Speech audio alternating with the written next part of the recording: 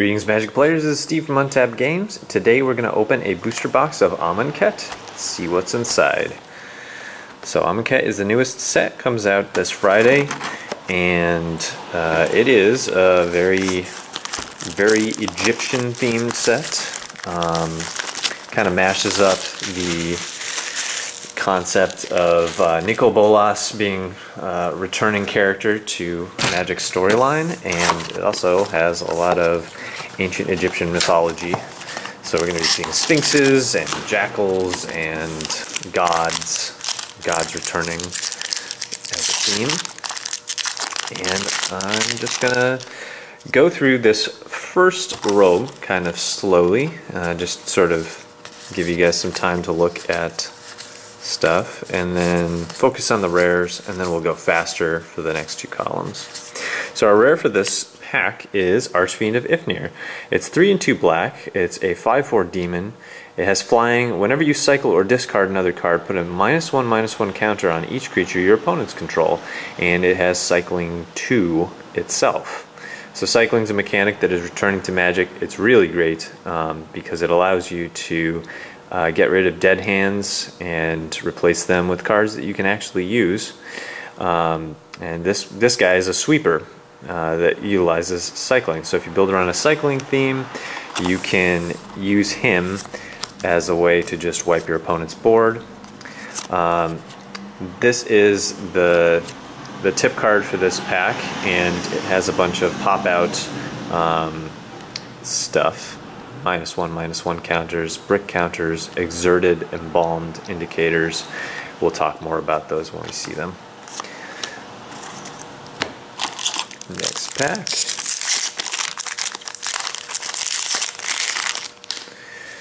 So, we have a new type of card here. This is Dusk to Dawn, and the way that these cards work is they are split cards, as you can see, but unlike most split cards, one is rotated to the side there. And the way that these ones work is that you can cast the first half, the top half here, as normal, and then when your card is in the graveyard, you can cast the bottom half, which is called the Aftermath. So the Aftermath portion of the spell can only be cast from the graveyard, and then you exile it. So the Dusk portion is a sorcery that says destroy all creatures with power 3 or greater, so it's like a weakened Wrath of God. And then the Dawn portion is 3 and 2 white, and the Aftermath says return all creature cards with power 2 or less from your graveyard to your hand. So the idea here is that what white's plan is usually is white will play a lot of low cost, affordable creatures with around power 2, and Dusk will destroy everything that's not that, and even if your creatures die, you can bring them back with Dawn. It's a great card. Yeah, I got to play it in pre-release, and it was very effective.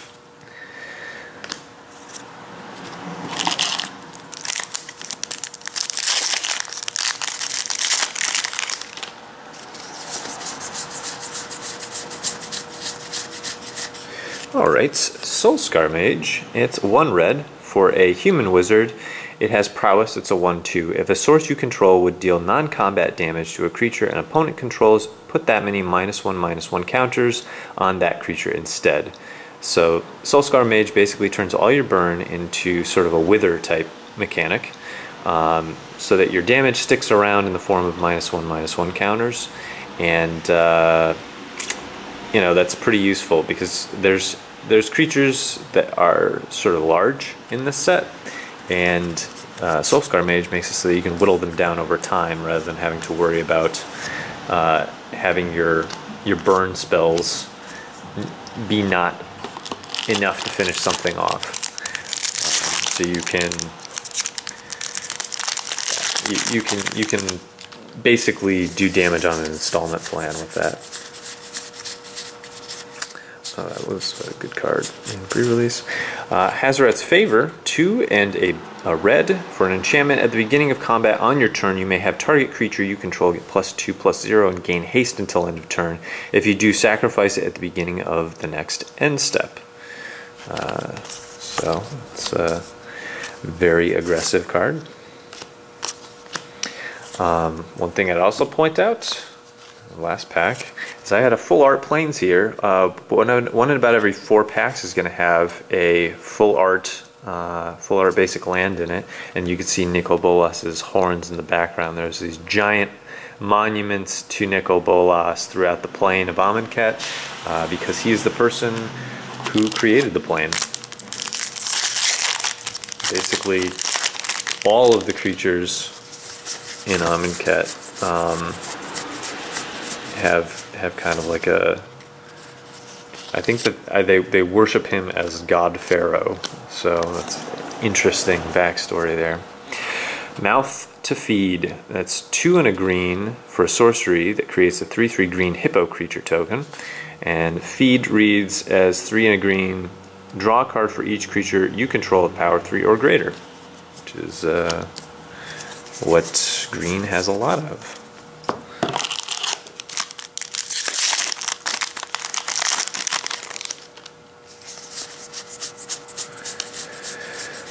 Alright, Glyph Keeper.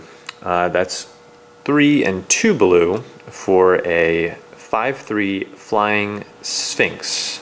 And whenever it becomes the target of a spell or ability for the first time each turn, counter that spell or ability. Now that alone is really tough, and I faced this in Two-Headed Giant, and he was a very, very good creature. He also has an ability called Embalm. So that is 5 and 2 blue. You can exile this card from your graveyard, create a token that's a copy of it, except it's a white zombie Sphinx with no mana cost. Embalm only is a sorcery. So you get to play this guy again, and the only difference is that he's white and a zombie. So he still has that ability, he still has flying, still the same power and toughness, etc. But he's no longer blue, and he's a zombie.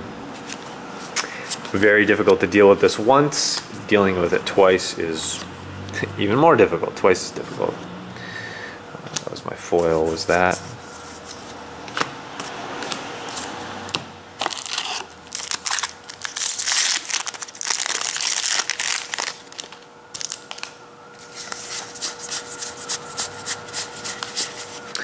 Dread Wanderer, it's a black zombie jackal, it's 2/1. It enters the battlefield tapped. For 2 black, you can return Dread Wanderer from your graveyard to the battlefield. Activate this ability only anytime you could cast a sorcery, and only if you have 1 or fewer cards in hand.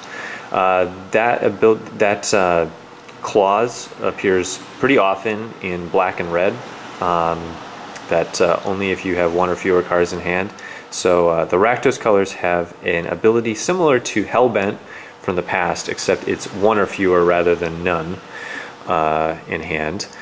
And so people are calling that, instead of Hellbent, they're calling it Heckbent, which is kind of funny.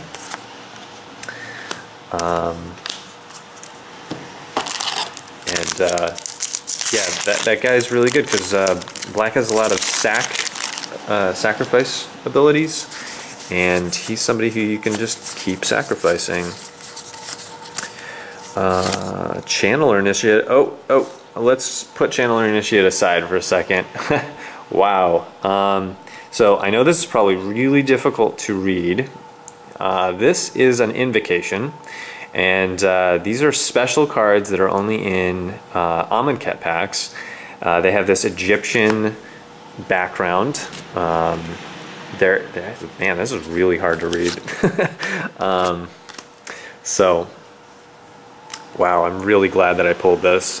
So this is a Maelstrom Pulse. It's 1, a black, and a green, and it's a sorcery. I don't know if you can read that there amidst all the hieroglyphics. But it says, destroy target non-land permanent and all other permanents with the same name as that permanent. And really cool foil art on that. There's been a lot of mixed reactions to these cards because they are so kind of like bizarre looking. But I have to say that in person, I don't know how they look to you on the camera, but in person they're actually a lot more impressive than the stuff that I saw on. You know, I checked on the internet and I was like, wow, those are weird looking. They actually look pretty cool. The only thing that I wish that they had was the colored mana symbols. I know that they're trying to keep with like a stone cut Egyptian theme, but those mana symbols are almost lost up there. Still pretty cool. Yeah, that's really, yeah. So the entire cycle of invocations. Well, I guess not the entire cycle. The majority of these invocations are sorceries and instants. They also have invocation versions of the 5 gods in Amonkhet. So that's another thing. So I'm gonna put this up here so that we don't forget about it. And we'll talk about our rare for the pack. It's not going to be as interesting as that, but still a good card. It's Channeler Initiate. It's 1 and a green for a human druid. It's 3/4. When it enters the battlefield, put 3 -1/-1 counters on target creature you control. So that could be this guy. And you could tap and remove a -1/-1 counter from Channeler Initiate to add 1 mana of any color to your mana pool. So he acts as a mana dork. Or if you want, you could either weaken or kill one of your creatures and just put him into play as a 3/4 for 2, which is obviously way above curve, and he's good for that as well. So if you play a 1-drop and then play this guy as your 2-drop and you want to go really aggro, you could forget about his mana dork ability and just plop down a 3/4 for 2 and start swinging next turn for a really quick clock. So that guy's great. I'm glad I got a lot of these interesting cards in my first column because I'm going to be going somewhat faster in my second 2 columns. So I got Oracle's Vault. Oracle's Vault is an artifact, 4-drop, 2 and tap it, exile the top card of your library. Until end of turn you may play that card. Put a brick counter on Oracle's Vault. So we saw those brick counters in that pop-out token card. And tap, exile the top card of your library. Until end of turn you may play that card without paying its mana cost. Activate this ability only if there are 3 or more brick counters on Oracle's Vault. So the idea here with a lot of these brick stuff is you get an ability that costs mana and you can only do once per turn by tapping the artifact, and you can do a partial form of the final ability that adds a brick counter, and then later on when you get 3 more brick counters on it, you can do the full ability that usually doesn't require mana to tap it. So you just basically get, it's like you're building an artifact, which is cool. Put that guy down here. This set was really fun, by the way. In Limited, I have to say that the sum of the parts is greater than the individual parts. When I was watching it get spoiled, I was like, oh, this is interesting. This is interesting. Ooh. But really, they all kind of come together really well. So Glorybringer, it's 3 and 2 red for a dragon. It's a dragon that looks suspiciously like an alligator or a crocodile. And it's a 4/4 dragon, flying haste. You may exert Glorybringer as it attacks. When you do, it deals 4 damage to target non-dragon creature an opponent controls. So it's great that we got this guy, because now we get to talk about exert. Exerted creatures won't untap during your next untap step. So the exert mechanic just keeps them tapped down, and then 2 turns after that you can untap him. Yeah, he's a little bit like a discount Stormbreath dragon. He's not quite as good, but he's still formidable, and in this format, I'm sure that he's not going to be something that people take lightly. I may speak too soon on that, but he seems pretty good. He's a flying haste 4/4, so that's already pretty good. It'll probably depend on whether red has a deck for him.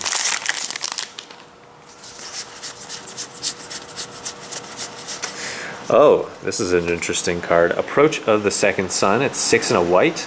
Sorcery, if Approach of the Second Sun was cast from your hand and you've cast another spell named Approach of the Second Sun this game, you win the game. Otherwise, put Approach of the Second Sun into its owner's library, 7th from the top, and you gain 7 life. So this is a card that is an alt-win condition, obviously. And you could do some interesting stuff with that, I guess. You could kind of... You could put it in a deck where you draw with stuff like Pull from Tomorrow, which is another card from this set, or past cards like Either Works Marvel, where you get to go rummage a bit through your deck. Just make sure that this guy is the next thing you're going to draw after you cast him already, and then and you even gain some life so that you can hold out an extra turn to do so. So yeah, that's an interesting card. No idea whether it's going to see play because it's so weird. Alright, this is the last card of this column. Let's see what we get. And then we'll go a bit faster. I'll just sort of scrub through, and only if I see something truly interesting will I... so this is Insult to Injury. I got blown out by this in Two-Headed Giant.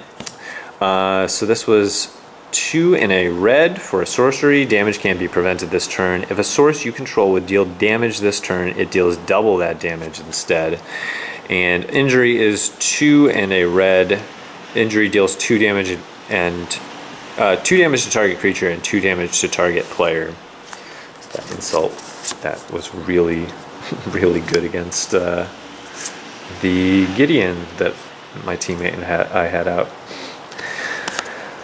Alright, so yeah, speaking of planeswalkers, that's about the only thing that I'm going to slow down for here. Otherwise, we're just going to go through, see our cards, name them, and keep going. So we got Bantu the Glorifying, that's a god. He was good in limited. Seems pretty good in general. I got a foil.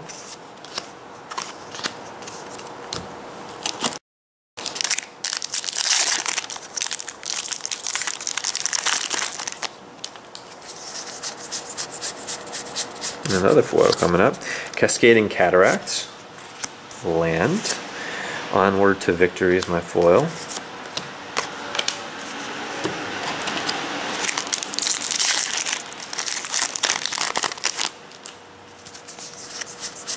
Boy, I'm just getting foil upon foil here. I got Fetid Pools, which is a cycle land. The cycle land's returning. And Harvest Season is my foil.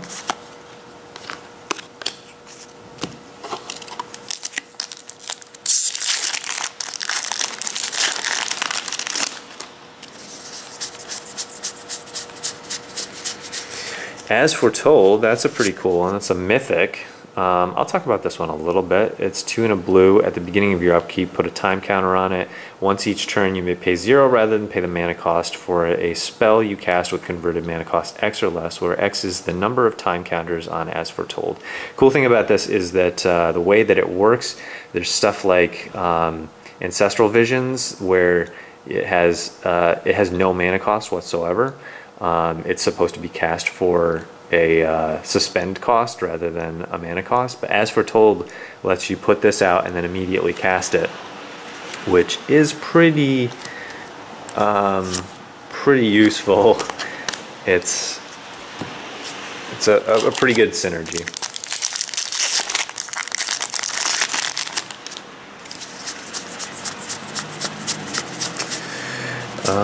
Sweltering Suns. Red sorcery there.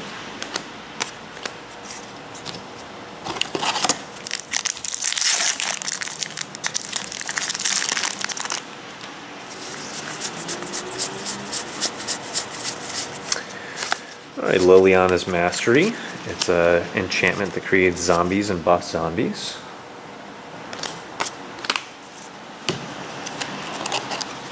Yeah, I got to play, in pre-release, I got to play a zombies deck, black-white zombies, and that was pretty fun. I felt it worked pretty well. Gideon's Intervention.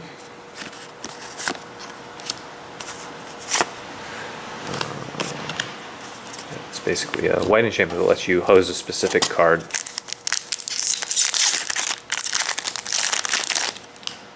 Pretty good sideboard tech. Anointed Procession. Another white card, white enchantment.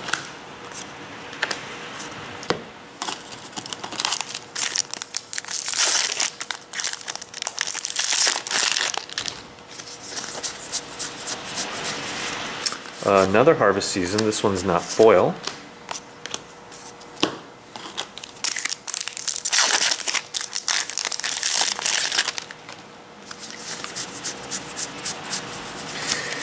Oh, Rags to Riches. It's a multicolor split card and a compelling argument foil.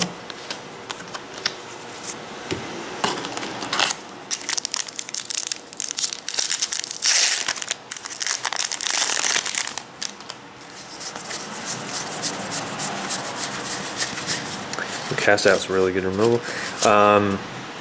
Drake Haven. That was a limited all-star if I ever saw one. It's basically a blue enchantment that lets you cycle, and every time you cycle you can pay an extra mana and create a 2/2 flying Drake. Obviously if you build a cycle deck that gets out of hand. Ooh, nice mythic here. Angel of Sanctions. It's when it enters the battlefield, you can exile a non-land permanent an opponent controls until it leaves the battlefield. So it's a O-ring effect on a 3/4 flyer, and it can come back. So if he gets killed and your opponent's big guy comes back out because he's no longer O-ringed, you just embalm the next turn, get another Angel of Sanctions, and do the same thing. Dispossess, black sorcery.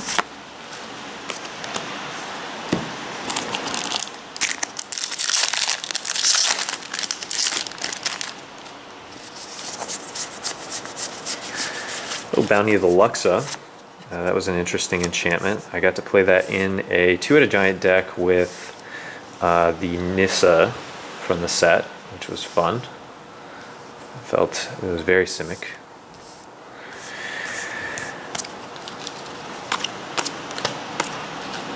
I had tons of mana and I was making big creatures.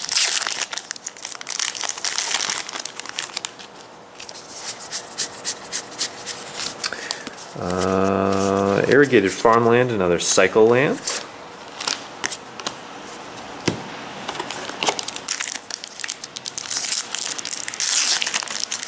Yeah, cycle lands are very useful for those times where you draw a land and you don't need a land, but you do need a card. Here's another one, and I got a foil forest.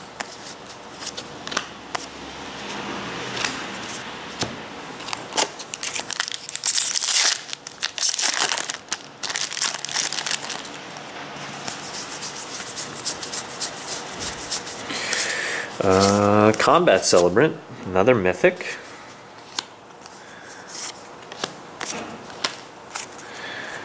Basically his Exert lets you have another combat phase.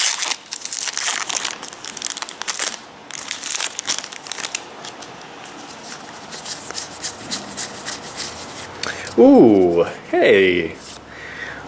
Nissa, Steward of Elements. X, a green and a blue for a new Nissa, Planeswalker. She starts off at X, which is interesting, because you can make her as big as you need to. If you know you're going to get attacked, you can make her big enough to survive if you have enough mana.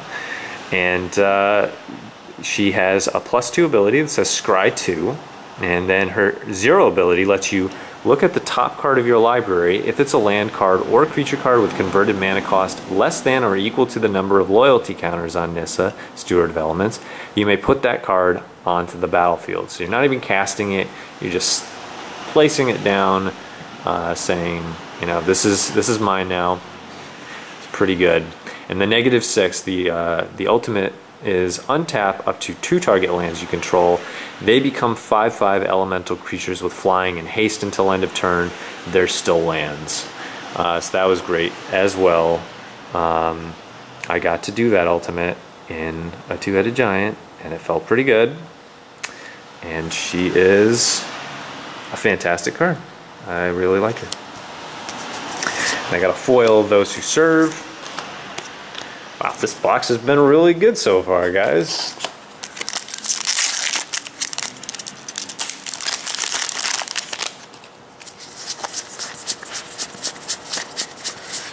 And I got Shadow of the Grave.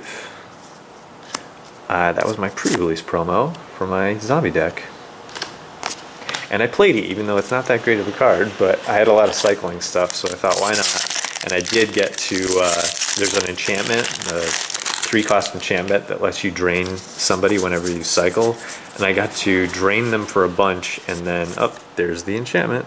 I got to drain them for a bunch, and then cast that, and then bring it all back to my hand and do it again the next turn, which was great. Aven Mind Sensor, great reprint for this set. There's a bunch of Avens in the set, so it made sense that he's part of them, and he hoses fetches, and he's really good.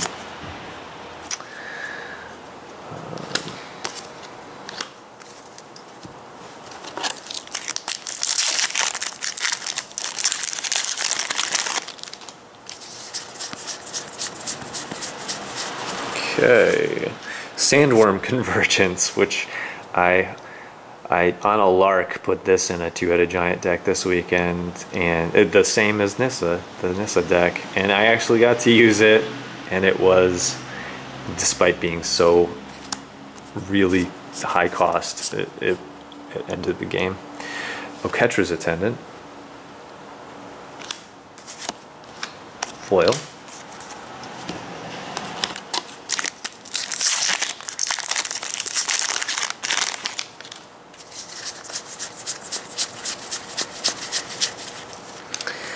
Glory Bound Initiate.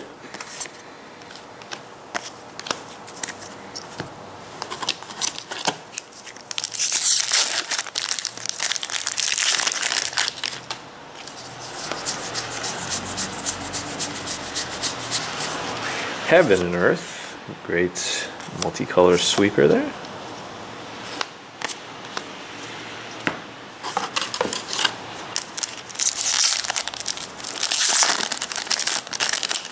Heaven to Earth, I guess, because these Aftermath cards have an implicit 2 between the... And a Curator of Mysteries. Alright guys, that was this entire box. Quick review. I got a Maelstrom Pulse Invocation. I got a Nissa, Steward of the Elements, and... well, those were my big ones. As Foretold is pretty cool too, as is the Dusk to Dawn is probably going to see some play. I don't think that that's very expensive, but it's a pretty useful sweeper. Oh, Glorybringer, Soulscar Mage. We did draw Bantu, the Glorified. I don't know whether he's going to be any good. Still, he was pretty good in Limited though, I'll tell you that. Chandler Initiate's really cool. So yeah, we'll end on that. We have another contest, this time for Amonkhet. It's running until the end of this month, so there's not too much time left to enter this one. But basically, until the end of April, we will be taking submissions for a giveaway that we're holding. We're going to give 2 lucky winners half a booster box each of Amonkhet in packs, so that's 18 packs each. And you can find out how to enter that contest by checking the description below. It's going to involve sending in what you liked from this video the best. So obviously a lot of people are probably going to say the Maelstrom Pulse, but if you liked a card, you know, you're excited about building around a specific card that you saw me open here today, please tell me in the comments below or on the Facebook post. Like the Facebook post, share the Facebook post, and those will all enter you into a chance to win 18 packs of Amonkhet. We'll be choosing the winner in early May. So check that out. I hope you guys enjoyed this video, and I hope to see you soon next time.